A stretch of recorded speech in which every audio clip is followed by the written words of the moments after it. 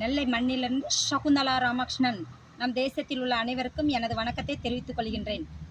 மக்களே, ஒரே நாடு ஒரே தேர்தல் கேட்க நல்லா இருக்குல்ல? ஆனால் இதனால் நமக்கு கிடைக்க போகிற பயனை விட வரப்போகும் பாதிப்பு தான் அதிகம். ஒரு நிமிஷம் யோசிச்சு பாருங்க. உள்ளூர் பிரச்சனைகள் காணாமல் போகும்.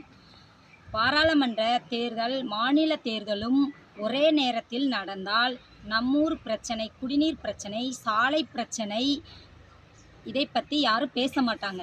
டெல்லி அரசியலாக மாறிவிடும். பாதுகாப்பில் ஒரு சிக்கல். ஒரே நேரத்தில் தேர்தல் நாடு முழுவதும் தேர்தல் நடந்தால் போலீஸ் படைகள் நம்மளிடம் அவ்வளோக்கான இருக்கிறதா?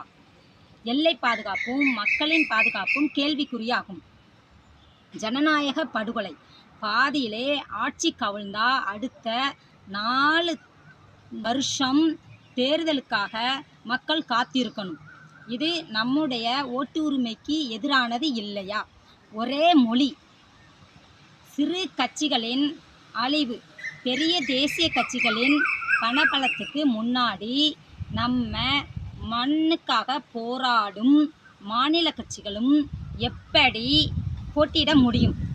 இந்த திட்டம் நடைமுறைக்கு வந்தால் அதிகாரம் ஒரே இடத்தில் குவியும். மாநில உரிமைகள் பறிபோகும். இது நமக்கான மாற்றம் இல்லை, நம்மை முடக்குவதற்காக முயற்சி. சிந்திப்போம், உரிமை காப்போம், சக்தி அபியான்.